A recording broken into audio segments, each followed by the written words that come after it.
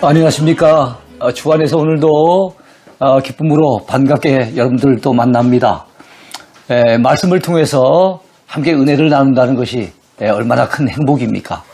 오늘도 나누는 말씀 속에 주께서 여러분들을 위로해 주시고 또 힘을 북돋워 주시고 또 큰 은혜를 주시기를 소망합니다.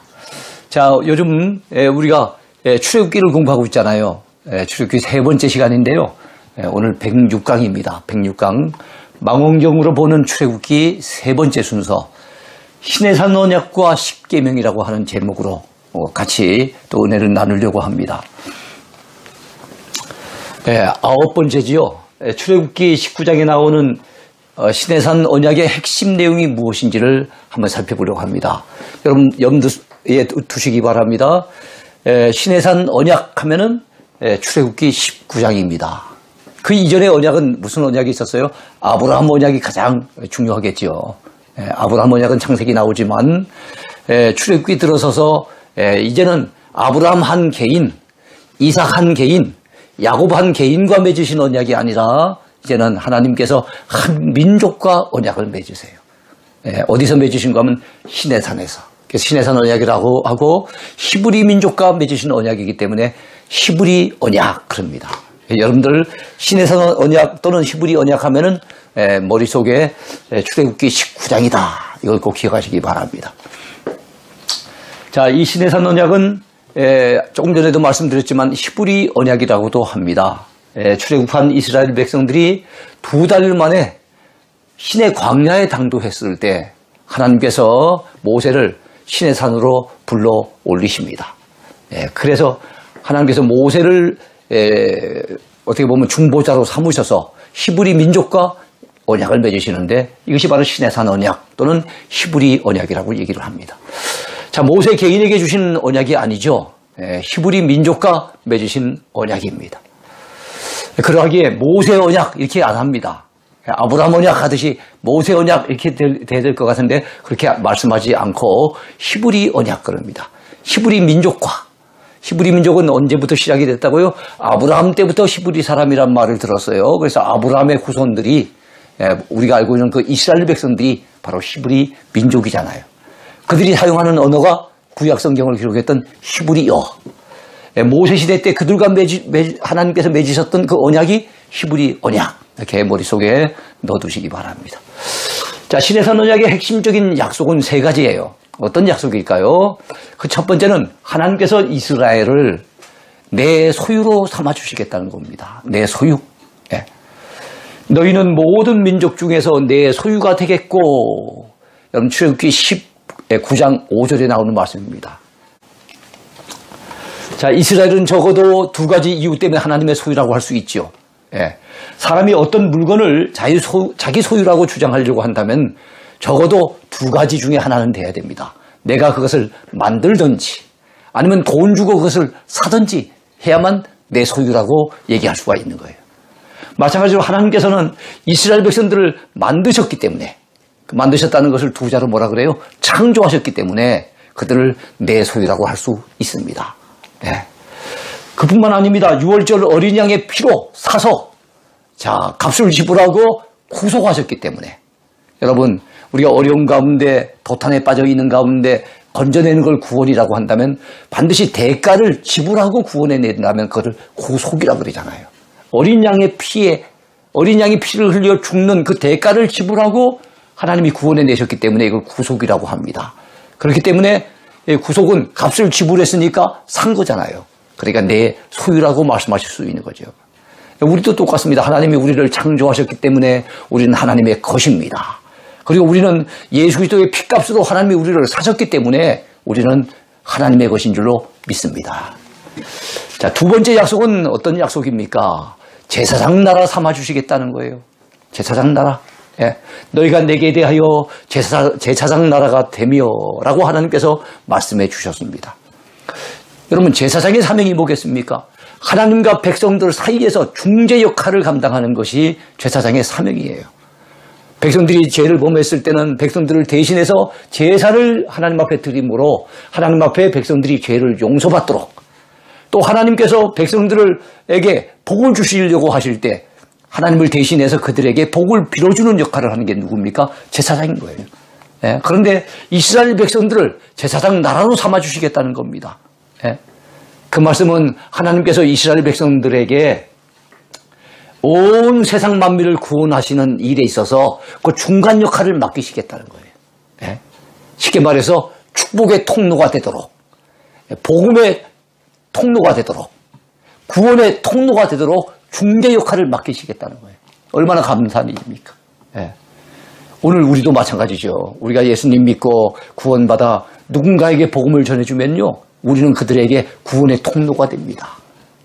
누군가가 우리가 전해주는 복음을 통해서 예수님을 믿고 그들이 참 행복을 갖다 누리고 이 땅에서 작은 천국을 맛보기 시작하게 된다면 어떻게 됩니까? 그들에게 있어서 우리는 복음의 통로가 되는 거예요.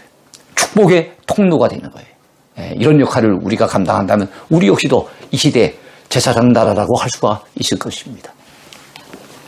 자, 세 번째 약속이 있습니다. 그것은 무엇이겠습니까? 첫 번째는 내 소유로 삼아주시겠고, 두 번째는 제사장 나라 삼아주시겠고, 세 번째는 거룩한 백성이 되게 하리라 그랬어요. 거룩한 백성. 예. 거룩한 백성이란 세상 다른 만민들과 구별된 백성인 거예요. 예, 세상적인 가치관을 가지고 돈이면 다 된다고 생각을 하고 이 땅에서의 삶이 끝이라고 생각을 하고 부어라 마셔라 그러면서 그런 속에서 참 인생의 행복을 갖다 꿈꾸는 그런 사람들과는 차원이 다른 그들과는 구별된 그런 백성을 삼아 주신다는 거예요.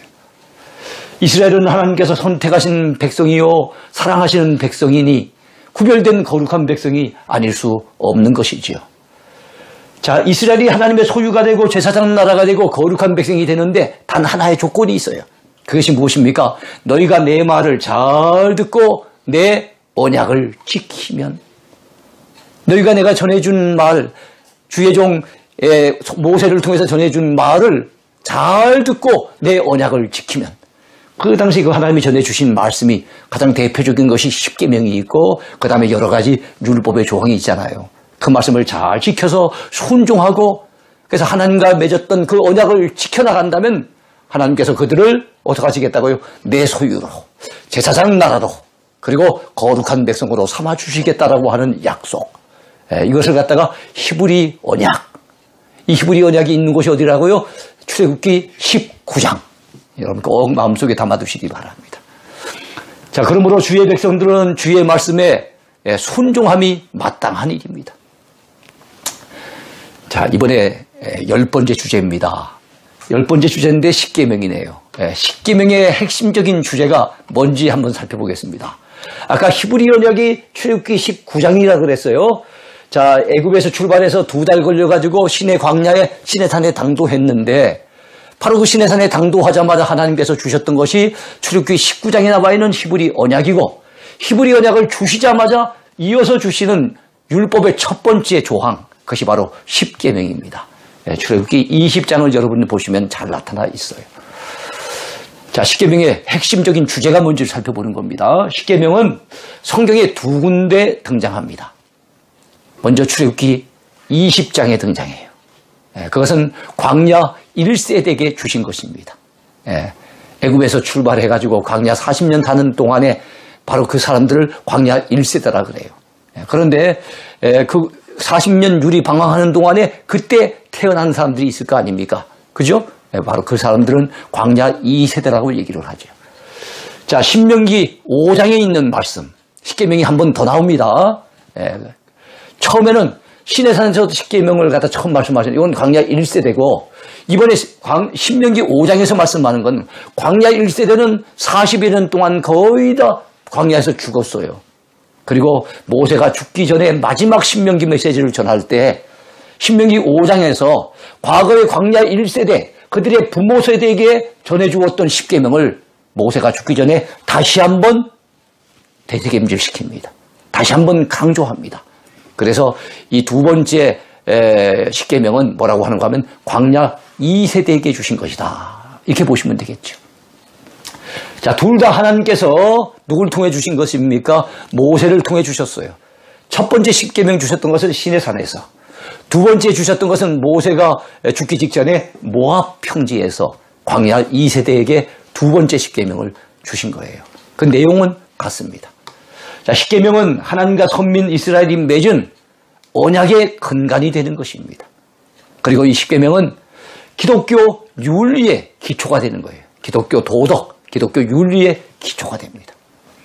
하나님께서 이스라엘 백성들과 더불어 시내산 언약을 맺으실 때에 너희가 내 말을 잘 듣고 내 언약을 지키면이라고 하는 단서조항을 붙이셨는데 바로 그 단서조항 직후에 이거는 꼭 지켜야 된다라고 주신 말씀이 바로 뭡니까? 십계명인 거예요. 그리고 십계명은 서양 여러 나라의 헌법의 기초가 되기도 합니다. 예. 헌법의 가장 기초 밑바닥이 되는 것이 십계명이에요.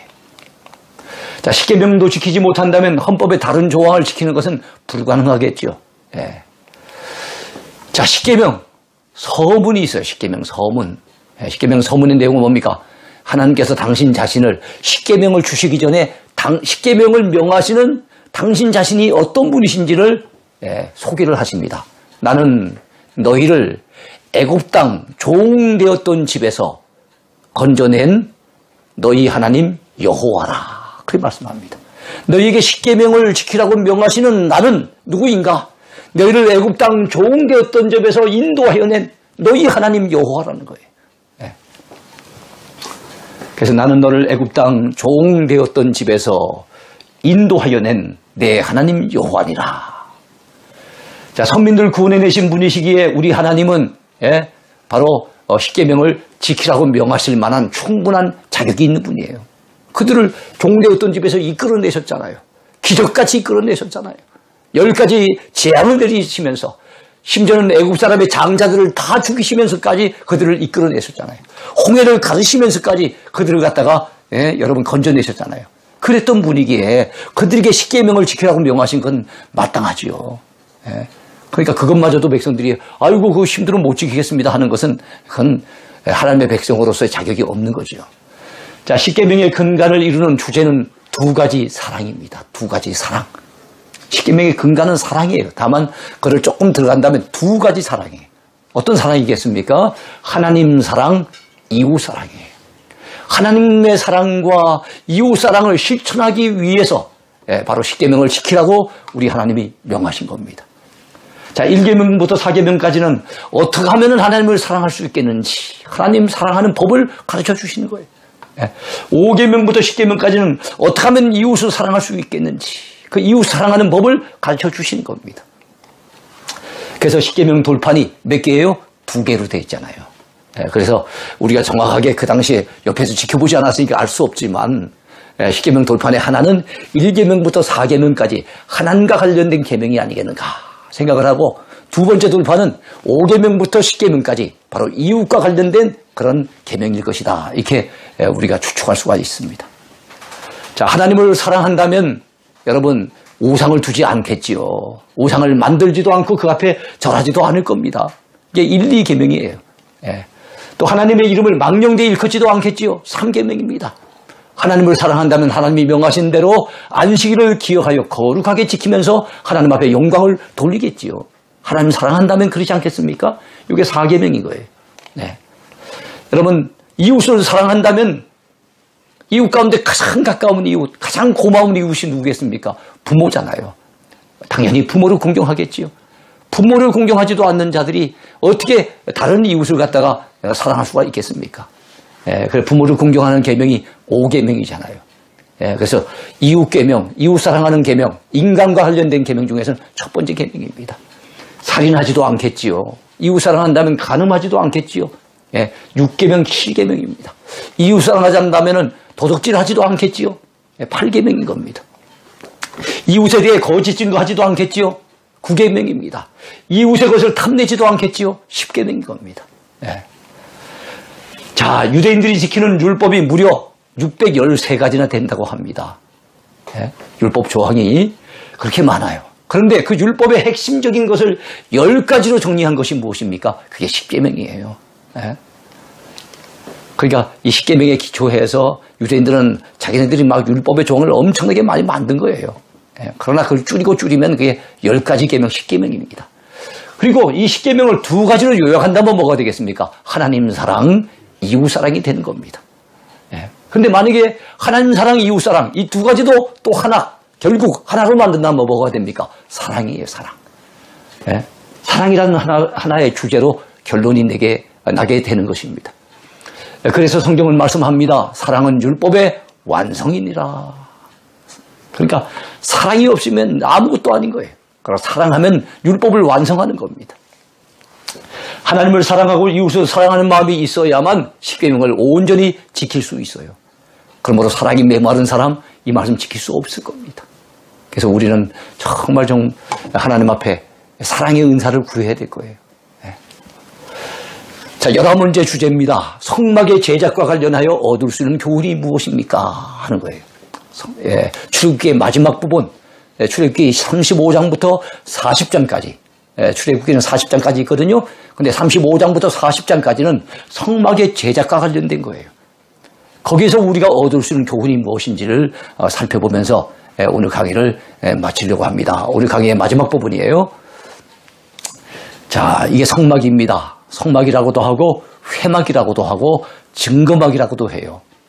자, 이 앞부분에 이제 열고 들어가면 이 앞부분에는 성소가라고 그러고 저 안쪽에 들어가면 아주 지극히 거룩한 곳, 지성소가 됩니다. 성소는 거룩한 것, 지성소는 지극히 거룩한 것. 자, 이 앞에 번제단이 있고요. 그 뒤에 노수로 만들어진 물두멍, 물대야가 있습니다. 그리고 이 뜰을 갖다 짐승들이 여기 지금 대기하고 있잖아요. 이 뜰을 갖다가 뭐라고 하나 성소뜰 그럽니다. 그리고 이거는 울타리입니다. 자, 이걸 갖다가 그 뚜껑을 갖다 이렇게 벗겨내고 그 안에 내부를 갖다 이렇게 살펴보려고 한다면 아까 말씀드렸던 것처럼 번제단과 물두멍은 성소 밖의 상황이고요.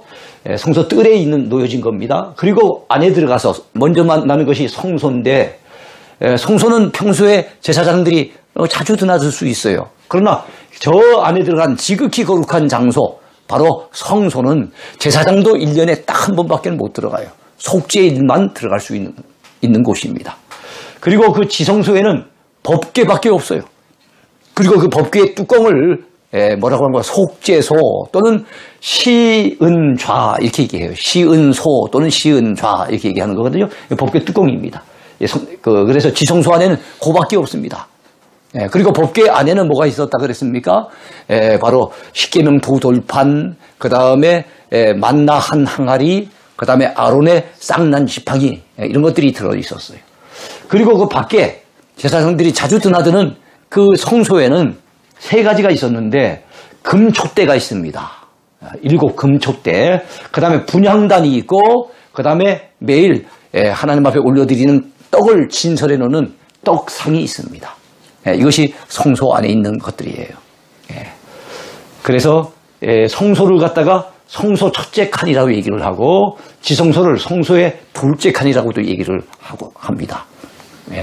그리고 이 성소를 외소라고도 하고 저 지성소를 내소 이렇게 얘기를 하기도 해요. 자, 성막 제작이 시작된 것은 출애굽한 이스라엘이 여러분 어디에 머물 때입니까? 바로 시내산에 머물 때였어요. 자, 출애굽기 끝부분의 주제인 성막 제작과 관련된 말씀은 출애굽기 35장부터 40장까지 잘 나타나 있습니다. 하나님께서는 십계명과 여러 가지 율법의 규례를 주신 후에 여러분 성막을 제작할 것을 모세에게 명하셨어요. 이것이 31장에 나와요. 그때는 이스라엘이 출애굽한 후에 광야의 시내산에 머물 때였습니다. 하나님께서는 하나님의 일을 하실 때 사람을 붙여주셔서 하게 하십니다. 사람을 붙여주세요. 인권의 복이라고 보죠. 하나님께서 사람을 붙여주셔서 하나님의 일을 할 때 사람이 내 옆에 붙는다는 것은 인권의 복을 받았다 이렇게 볼 수가 있을 거예요. 자, 하나님께서 성막 제작을 맡기시려고 유다지파 훌의 손자인 부살렐을 지명하여 부르셨습니다. 부살렐 기억하세요? 유다지파의 부살렐입니다. 훌의 손자 그랬죠. 훌 하면은 모세가 그 아말렉과 전투할 때 팔이 올라갔을 때 모세 팔이 올라가면 이기고 내려오면 졌잖아요. 그때 모세의 양쪽에서 아론과 훌이 모세의 손을 붙잡아 주잖아요. 바로 그 훌의 손자입니다. 부살렐이에요. 그리고 단지파 아이사막의 아들인 누구겠습니까? 바로 이 사람은 오홀리압이라고 한 사람이에요. 오홀리압. 부살렐과 오홀리압. 그래서 성막을 제작하는 데 있어서 크게 쓰임받았던 사람이 바로 부살렐과 오홀리압입니다. 이 두 사람이 하는 일은 좀 달랐어요. 부살렐은 금과 은과 놋을 세공해서 성막에 여러 가지 기구들을 만드는 일이 주 업무였어요. 그렇다면 성막을 갖다 제작하고 울타리를 치고 하는 주로 실들을 갖다가 통해 가지고 그걸 여러 가지 일들을 제작하는 그런 일을 누가 맡았는가 하면 오홀리압이 맡게 됩니다. 오홀리압. 예. 사람이 답입니다. 모든 일에는 그 일에 맞는 사람이 있어야 합니다. 하나님은 세상 모든 만물을 친히 무에서 유를 만드셨지만 그 이후에 사람에게 많은 것들을 위임하시고 사람에게 맡기셨어요. 지금도 하나님의 많은 일들을 천사를 보내서 일을 시키시거나 아니면 하나님이 직접 역사하실 때도 간혹 있긴 하지만 대다수의 경우는 하나님의 사람을 통해서 일을 하십니다. 그러하기에 하나님께서 하나님의 일을 하게 하실 때는 하나님의 사람을 세워주시고 하나님의 사람을 붙여주신다는 거 그거 기억하셔야 돼요. 모세 혼자 모든 걸 다 못하잖아요. 그러니까 성막의 일은 바로 부살렐과 오홀리압을 붙여주셨어요. 그러나 그들은 일은 할 수 있지만 그 일을 갖다 하는 데 있어서 필요한 어떤 무슨 재료 이런 것들은 그들이 무슨 큰 부자도 아니고 감당할 방법이 없죠. 그는 백성들이 그것을 도왔던 거예요. 네. 하나님께서는 하나님의 일을 하나님의 영을 부어주셔서 감당하게 하십니다. 영권의 복이라 볼 수 있겠는데요. 그렇습니다. 하나님의 일이기 때문에 사람의 경험만 가지고는 안 됩니다. 사람의 짧은 지식이나 이성적인 판단만 가지고는 안 됩니다. 사람의 기술만 가지고는 안 됩니다. 하나님의 일은 하나님의 영이 부어줘야 되는 거예요. 성령님께서 도와주셔야 되는 거예요. 그래갖고 부살렐과 오홀리압에게 하나님께서 하나님의 영을 부어주셨어요. 하나님께서는 하나님의 일을 맡기신 사람들에게 하나님의 영을 부어주셔서 충만하게 하시고 그렇게 해서 일을 맡기시는 거예요. 그래서 우리가 스가랴서에도 보면은 이는 사람의 힘으로 되지 아니하고 능으로 되지 아니하고 오직 하나님의 영으로 되느니라 그런 말씀이 나와 있잖아요. 그 당시에도 바로 뭡니까 스가랴서에 나온 것도 바벨론 포로에서 돌아와서 다시금 무너졌던 성전을 재건하는 그 일을 갖다가 스룹바벨을 중심으로 맡기실 때 너희들 사람의 힘으로 되는 것 아니다. 사람의 능력으로 되는 것 아니다. 오직 하나님의 신으로 하나님의 영으로 말미암아 된다는 것을 말씀하시면서 격려해 주셨던 것을 우리는 잘 압니다. 그렇습니다. 하나님의 일은 항상 기도해서 성령님의 은혜를 힘입어 감당할 수 있어야 됩니다. 그리할 때 어떻게 됩니까? 지혜와 총명과 지식으로 여러 가지 일들을 감당해낼 수 있는 거예요. 하나님의 일은 자기 힘이나 경험으로 하는 게 절대 아닙니다. 자, 하나님께서는 또한 필요한 뭐겠습니까? 필요한 물질을 허락해 주셔서 하나님의 일을 하게 하십니다. 이게 물권의 복이라 볼 수가 있겠는데요. 자, 백성들이 아침마다 자원하는 예물을 연하여 누가 왔다가 가면은 끊어지지도 아니하고 그 다음 사람이 오고 또 그 다음 사람이 오고 계속 자원해서 성막을 지는데 이것을 바칩니다. 이것 가지고 사용하십시오 하면서 하나님 앞에 정말 자원해서 드리는 그런 예물들이 많이 있었다는 거예요. 그래서 성막을 제작하기에 충분할 정도로 그런 자원하는 예물. 억지로가 아닙니다. 자원해서 이렇게 했다는 거예요. 얼마나 감사한 일입니까? 아까도 말씀드렸지만 모세 혼자서 하나님의 일을 다 감당할 수 없잖아요. 성막의 일은 부살렐과 오홀리압에게 맡겼지만 기술적인 건 그들이 감당할 부분이지만 그들이 무슨 어떤 재료가 그들에게 있는 것은 아니니까 그거는 백성들이 자원해서 공급해 준 거예요. 도와준 거예요. 우리가 여러분 선교지에 나가 있는 선교사님들 그분들이 선교할 때 그분들이 무슨 큰 돈이 있어가지고 자기의 힘으로 갖다 감당할 수 있겠어요. 그래서 선교에 직접적으로 몸을 바쳐서 시간을 바쳐서 인생을 걸고 그 복음을 전하는 것은 그분들이 하는 일이지만 뒤에서 기도로 밀고 물질로 후원하고 하는 것은 또 누가 해야 될 일입니까? 은혜 받은 성도들이 자원해서 또 감당할 수 있어야 되는 것처럼 하나님의 일은 똑같은 거예요. 일꾼들이 모세에게 이런 말을 합니다. 백성이 너무 많이 가져오므로 여호와께서 명령하신 일에 쓰기에 남음이 있나이다. 즐거운 비명이라 그러죠. 아이고 너무 많이 가져옵니다. 하나님께서 명령하신 일에 쓰고도 남겠습니다. 예. 이 정도로 백성들이 또한 자원해서 참 하나님 앞에 아름답게 헌신하는 모습을 우리는 볼 수가 있습니다. 하나님께서는 하나님의 일을 할 때 필요한 물질을 넘치도록 채워주세요. 넉넉하게 채워주십니다. 우리 하나님은 하게 하시는 하나님이세요. 뭔가 하시려고 감당하시면 그들에게 성령의 은혜를 입혀주시기도 하고 필요한 물질을 공급해 주시기도 하고 필요한 능력과 새 힘을 공급해 주셔서 결국엔 하게 하시는 분이 하나님이세요. 사람이 하는 것 같아도 하게 하시는 분은 누구냐 하면 하나님이신 거예요. 하나님께서는 세우신 사람들에게 하나님의 영으로 충만하게 하셨어요. 그래서 여러 가지 일을 하게 하시고 출애굽기 35장에 보면 여러 가지 일을 하게 하신 거예요. 제작하는 기술을 고안하게 하시며 기술도 고안하게 하신 거예요. 그 다음에 여러 가지 정교한 일을 하게 하시고 또한 감동시키사 가르치게 하십니다.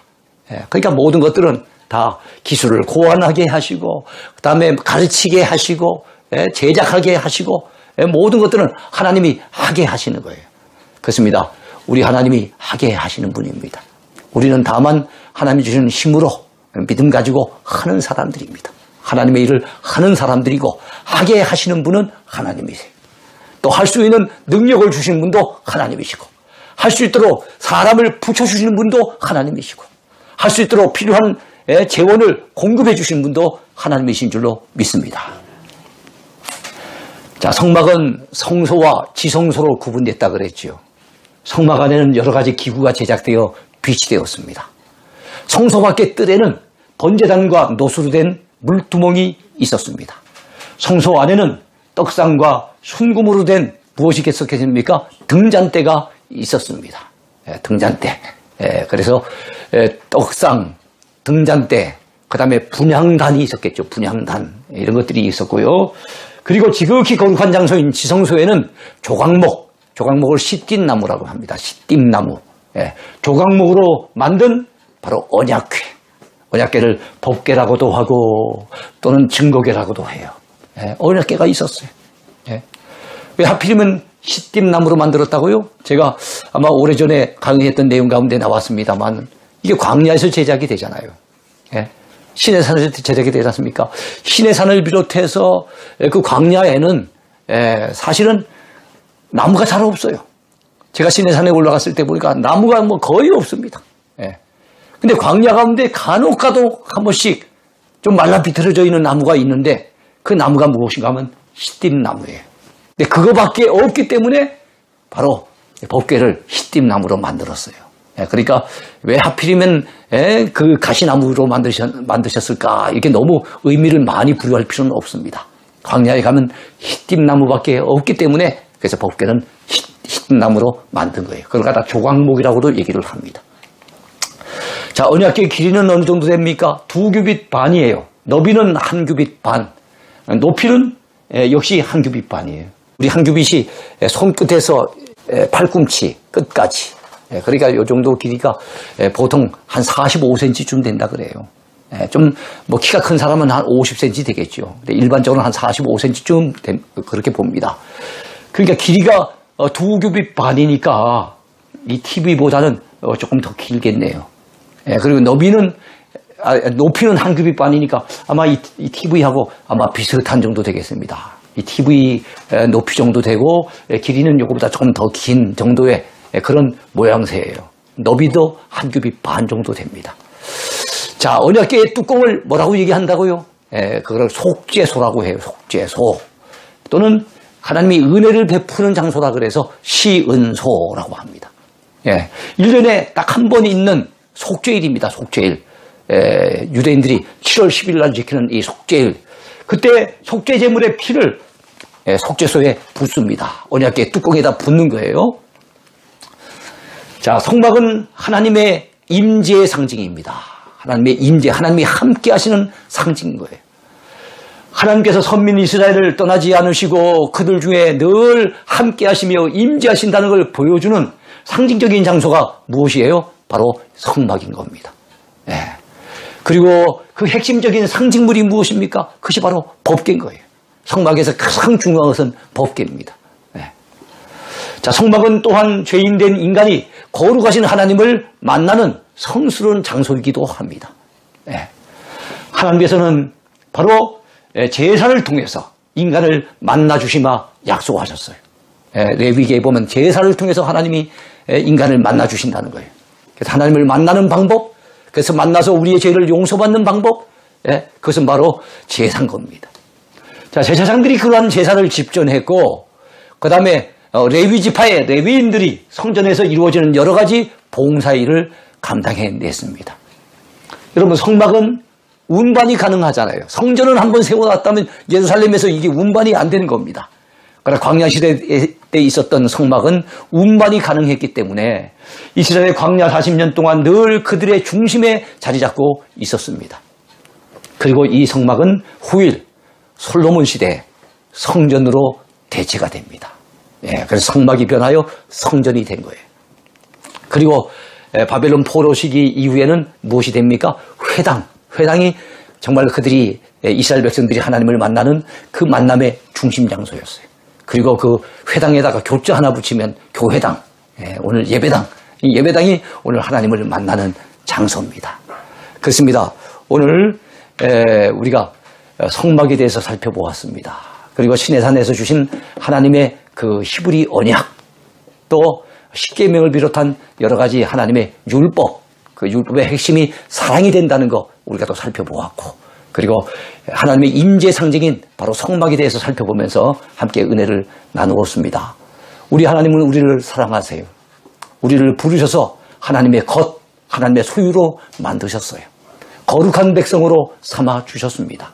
우리가 받은 은혜를 이 세상에 흘려보낼 수 있고, 우리가 받은 복음을 주변 사람들에게 전해줄 수 있는 우리는 복음의 통로며 축복의 통로이기에 또 이 시대에 제사장 나라라 해도 과언이 아닐 것입니다. 우리 모두 하나님의 말씀에 순종하고 하나님의 법, 십계명의 가장 중요한 것이 사랑이라는 것을 우리가 배웠으니 우리 모두 참 하나님 사랑하고 이웃들을 사랑하면서 이 땅을 살아가는 동안에 축복의 통로로서 그리고 복음의 통로로서 멋지게 살아가는 저와 여러분이 됐으면 좋겠습니다. 감사합니다. 오늘 강의 여기까지 하겠습니다.